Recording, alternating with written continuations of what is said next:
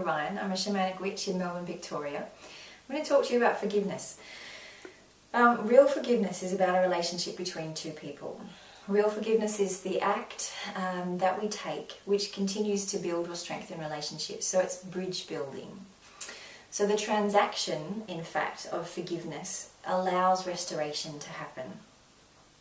Transaction, as I read, exists when reconciliation and restoration in the relationship are desired by both parties. So to have this transaction happen, both parties need to be ready and willing and capable. So to enact forgiveness, there are a couple of steps, and I'll tell you about them and then come back. So first of all, it's confession. So that is to admit to the act, admit to the wrongdoing. The second step is contrition, and that is to show sorrow. So this is often where a forgiveness system will fall down because the person will come up with justifications or excuses or whatever, rationale, that actually reduces the amount of sorrow that they show. It's easy for us, when we're in the shoes of the offended party or the one that's been breached against, to brush off a lack of sorrow or to kind of buy the justifications or maybe the excuses for the behaviour. But the next two steps help to iron that out, and the next step is restitution. So the first is confession, the second is contrition, and the third is restitution. And restitution, as you know, is to pay back what was taken. The really interesting part about restitution in this bridge building forgiveness transaction is that restitution should be paid back with a penalty. So if someone took $20 from me and then paid me back $20, we potentially would be even, but there's nothing that is a disincentive for them taking that 20 again, because next time they might get away with it if they're whatever, a bit smarter or a bit quicker, if I'm looking the other way.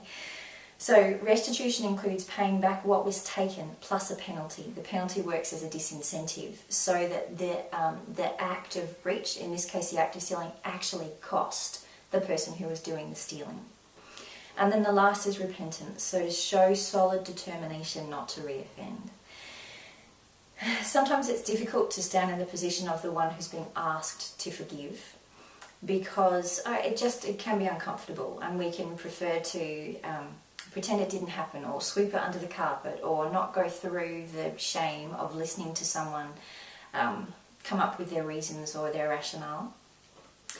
Following these 4 steps helps to take it out of that potentially swampy kind of emotional feedback system and into a more black and white transaction. So just to run through again, forgiveness is the transaction that allows for restoration, and that includes confession, which is admitting to the act, contrition, which is showing sorrow, restitution, which is paying back what was taken plus the application of a penalty, and then repentance is that showing of solid determination not to reoffend. You have been forgiven. I have been forgiven so many times in life. We're used to both going through this cycle and also trying to skip out of it and give ourselves a break sometimes. So I'm sure these aren't new words to you. It is worth paying attention to in a world where we're increasingly able to fall into self-justification or more narcissistic behaviours. It's worth really having these in front of mind when you're wanting to restore a relationship or build a bridge in a relationship, when you're in a position of either having breached that relationship or having experienced that relationship being breached by someone else, because it's a guideline, and this guideline is good in times where we might feel emotionally distressed. So it's confession, contrition, restitution, which includes a penalty, and repentance. There's a great book out there called Active Hope, if you'd like to look it up. It has a lot of steps for how forgiveness works. Thank you.